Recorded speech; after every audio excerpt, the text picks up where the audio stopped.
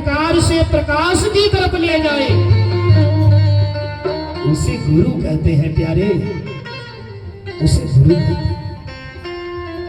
यदि किसी छत पर चढ़ना है माई बाप, तो अगर छत पे चढ़ना है तो बिना सीढ़ी के छत पर कोई नहीं चढ़ पाएगा। जिस प्रकार से सीढ़ी पर चढ़ने के लिए एक छत की आवश्यकता होती है, छत पे चढ़ने के लिए एक सीढ़ी की आवश्यकता होती है, उसी प्रकार से महाराज इस जीवन में है उस परमात्मा को पाने के लिए, ज्ञान पाने के लिए गुरु की आवश्यकता होती है। बोलिए कृष्ण भगवान की जय। इसी प्रकार से महाराज एक ब्राह्मण थे जिनका नाम था कृष्ण दत्त।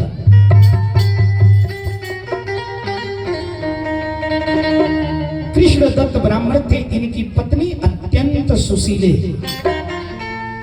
और भगवान की परम भक्त। महाराज बिना भगवान का पूजा किए वह अन्न जल ही नहीं लेती थी। महाराज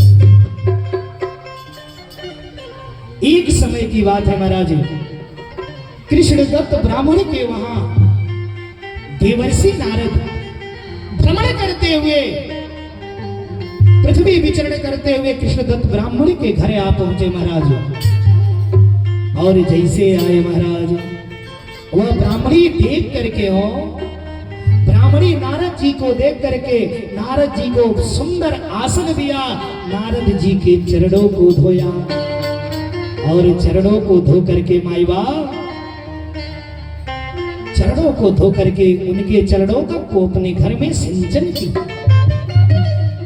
और महाराज उस ब्राह्मणी ने आग्रह किया, देवर्षि नारद जी बड़े भाग्य से ऋषि की चरण मेरे कुटिया में, मेरे घर में पड़ी है महाराज, क्योंकि बड़े ही भाग्य से हरि की कृपा से ही संत का चरण पड़ता है महाराज। कि बिनु हरि कृपा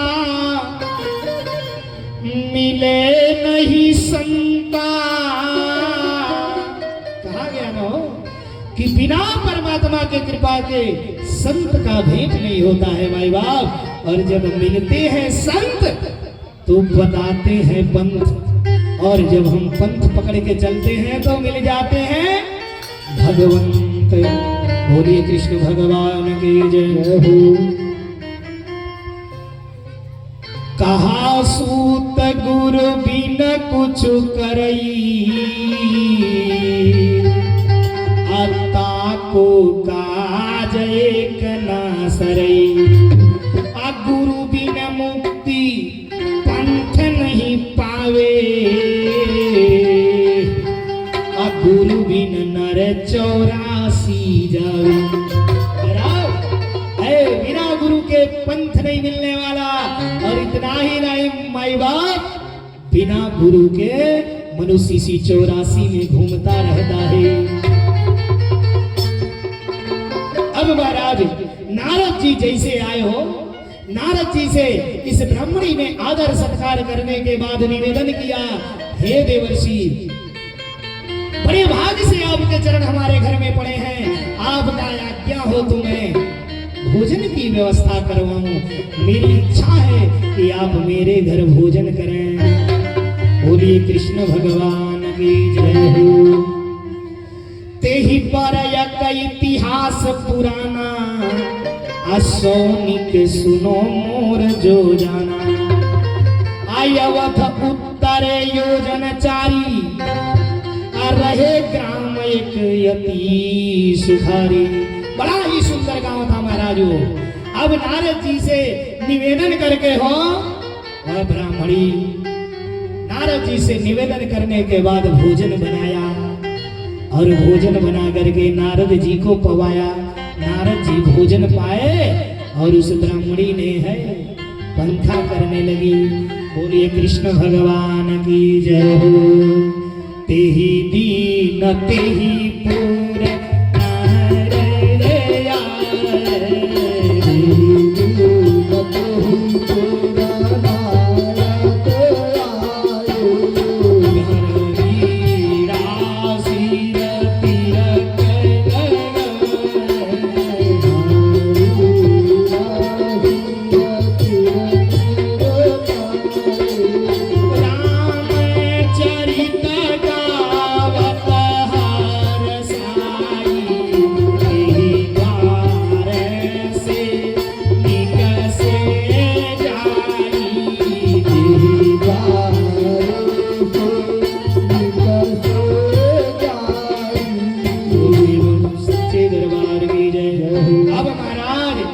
ब्राह्मणी ने भोजन कराया और जैसे भोजन कराया नारद जी बोल पड़े, ऐ देवी तुम्हारे गुरु कौन है? सुनी प्रिय बचन हृदय दुख मानी की न बात तुरत मुनि जानी।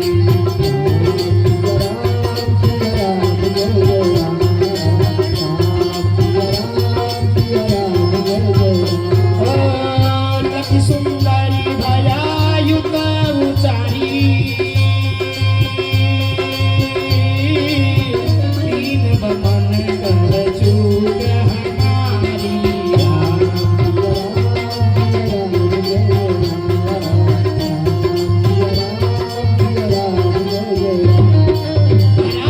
अब नारद जी भोजन कर रहे हैं और भोजन करते समय पूछ पड़े, देवी क्या तूने गुरु दीक्षा लिया है? उस ब्राह्मणी ने बोल पड़ी, ब्राह्मणी क्या बोली, हे देवर्षि मैंने गुरु दीक्षा नहीं लिया है। और जैसे ये बात नारद जी सुने हो, नारद जी जितना अन्न खाए थे उतना अन्न मुख के रास्ते बमन कर दिए, यानी मुंह के रास्ते उल्टी कर दिए, सीधे बात। क्यों? नारद जी सोचे अरे वैष्णव, बिना वैष्णव के घर वैष्णव को भोजन नहीं करना चाहिए। अगर कोई वैष्णव साधु है या वैष्णव ब्राह्मण है, अगर वह बिना वैष्णव के घर खा लिए तो महाराज चंद्रायण व्रत करने से वह कहीं पाप कटता है, इतना दोष लगता है महाराज। निगुरा के हाथ का भोजन नहीं करना चाहिए। निगुरा अर्थात जो गुरु मंत्र न लिया हो, है? बिना गुरु मंत्र के लिए हुए व्यक्ति के हाथ से भोजन नहीं करना चाहिए, ये शास्त्र में लिखा है महाराज। महाराज बिना गुरु मंत्र लिए आप जो भी दान उपदान पूजा करते हैं ना, वहीं में उस दान उपदान का कोई फल नहीं मिलता है। इसलिए महाराज बिना गुरु मंत्र के यह जीवन अधूरा है। अब नारद जी महाराज उस जो भी अन्न खाए थे मुख के रास्ते बमन कर दिए। क्यों? कि निगुरा के हाथ का अन्न खा लिए हो। महाराज वो ब्राह्मणी हाथ जोड़ ली, अरे प्रभु हमें ये पता नहीं था। नारद जी ने कहा, नहीं देवी तुम्हारे हाथ का भोजन मैं अगर खा लिया तो मुझे अब तो कई चंद्रायण व्रत करना पड़ेगा, तभी ये मेरा पाप कटने वाला है। उसने बड़ा निवेदन किया ब्राह्मणी ने। ब्राह्मणी के निवेदन पर महाराज, ब्राह्मणी के निवेदन पर नारद जी ने तुलसी माला दे दिया और राम नाम मंत्र दे दिया। गुरु मंत्र नाम नारद जी ने उस ब्राह्मणी को दे दिया। केति कभी भी दान व्रत कीन्हे, अकेति तीर्थाटन मन दीनो, अकेति सुवर्ण सिंह मढ़ाई, अतीन धेनु विप्रन समुदाय। बोलिए कृष्ण भगवान की जय हो। महाराज गुरु बिन धर्म करे जो कोई, मैं नहीं जान्यो निष्फल हुई। जो बिना गुरु के धर्म कर्म करता है वह सब निष्फल हो जाता है। अस कही ऋषि चरणन न पटाई, अत्राहि त्राहि कही बोली बानी। ऋषि के चरण पकड़ ली और कहने लगी, हे प्रभु हे गुरुदेव मुझे क्षमा करें और मुझे गुरु मंत्र देने का कृपा करें। अब मोहि राम मंत्र दे दीने, आई तमी मोह पर दाया कीजे। काहे विमल करो अब स्वामी, आ देखी प्रीत बोले मुनि ज्ञानी। हाथ जोड़ करके वो एक ब्राह्मणी रोने लगी, हे प्रभु मुझ पर दया करिए, मुझे राम मंत्र दे दीजिए। और काहे विलंब कर रहे हैं प्रभु?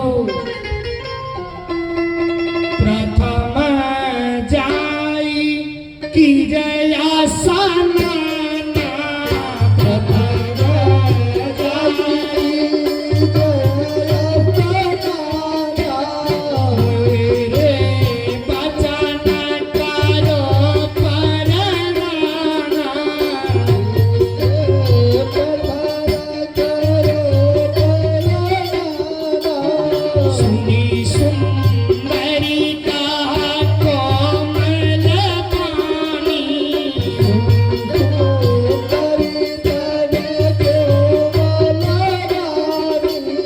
सुनिए ऋषि महामुनि ज्ञानी,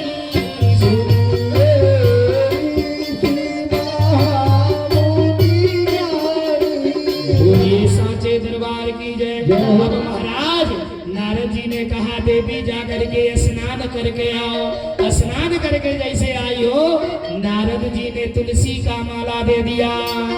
बोलिए साचे दरबार की जय। हाँ? महाराज नारद जी ने तुलसी का माला दे दिया और तुलसी का माला धारण कर ली और नारद जी पुनः वहां से निकल करके ब्रह्मलोक गए। श्रीमन नारायण नारायण नारायण, श्रीमन नारायण श्रीमन नारायण नारायण नारायण।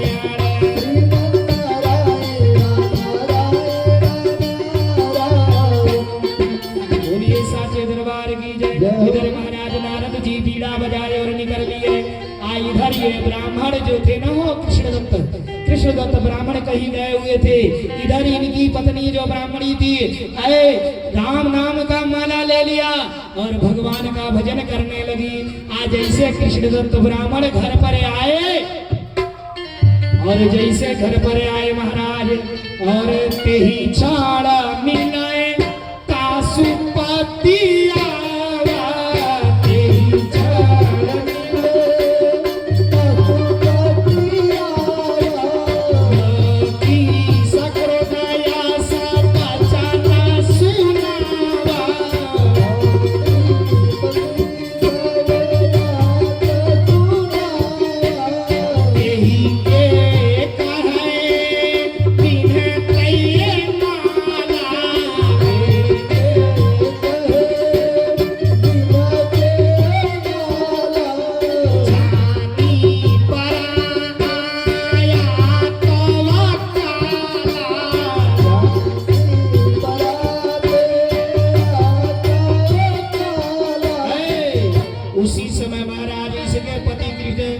कृष्णदत्त बाहर से आ गए।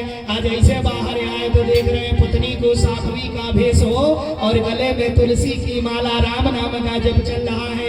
देख करके वो कृष्णदत्त ब्राह्मण आग बबूला हो गए और बोले किसके आज्ञा से तुम ये माला ली हो बताओ।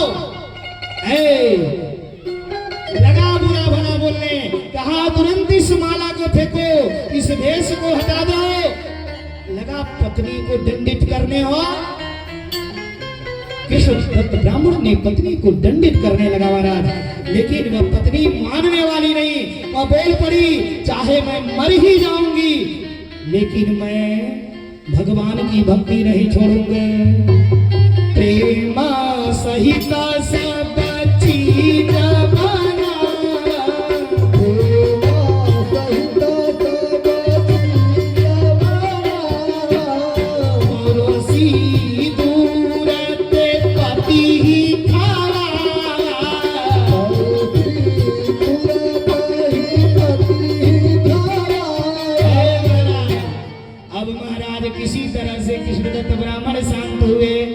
जब शांत हुए तो पत्नी ने प्रेम से भोजन बनाया। अब भोजन बना के दुर्वे से थाली, जैसे कोरोना में महाराज थाली दुर्वे से कर दिया जाता था। कोरोना जब आया था ना घर के ही लोग घर के लोगों से शरीर नहीं छुलाते थे माई बाप। इतना भयंकर आपदा आई थी वो। पत्नी अपने पति को अगर कोरोना का शिकायत हो गया था तो दरवाजे पे ले जा करके डंडे से खाने की थाली धकेलती थी। आज उसी प्रकार से यह ब्राह्मणी कृष्णदत्त ब्राह्मण को दूर से ही थाली का भोजन उसके समीप कर दिया और कहा प्रसाद पाइए।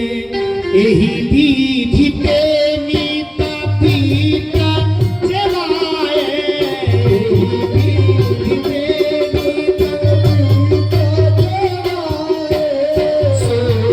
की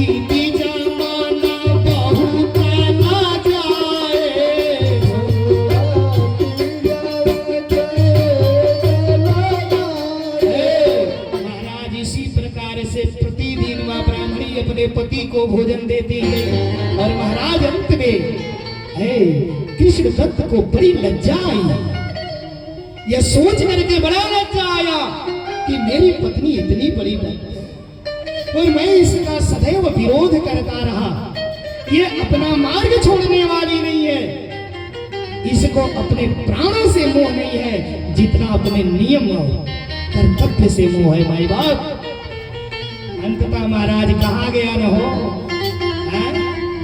कहा गया है ना, किसी के पति हो अगर रोज पी के कितनो पीटत हो। हम ये तो मंत्र बता रहे हैं महाराज, मंत्र से वो पीटना छोड़ देंगे। बताए थे अगर रोज पी के आवे आ रोज मारे, फिर भी महाराज जैसे घर में पी के ढूके आते हो अचारा लेके उनके गोड़ लगी, जैसे पी के ढूके अचरा लेके गोड़ लगी। बाबू जब रोज गोड़ लगाई तो जेके गोड़ लागब मारी, एक दिन अपने मन में मारल छोड़ दी है। बोलिए कृष्ण भगवान की जय। अन्य मानी तो जेकरे घर में ऐसे होके आजे से जाके परीक्षा कर लीजिएगा। आइए ही 9 दिन के भीतर आके हमसे बताइएगा। बोलिए कृष्ण भगवान की जय हो। महाराज अब ये अंत में कृष्ण दत्त हार गए हो। अब पत्नी से कहे देवी ऐसा करो ना हो, हमें भी वह मंत्र दिलवा दो, हमें भी गुरु मंत्र दिला दो और तुम्हारे तरह हम भी जो है, क्योंकि हम आपस में ही हम दोनों में प्रेम का विघटन हो गया हो, दूरियां बढ़ रही है। महाराज ऐसा समय आया, एक समय महाराज एक समय ऐसा आया कि नारद जी महाराज का आगमन फिर हो गया। यही विधि दी जमाना करता बिचारा, यही विधि जमाना करता बिचारा, प्रीता तीन नारद का दुधारा।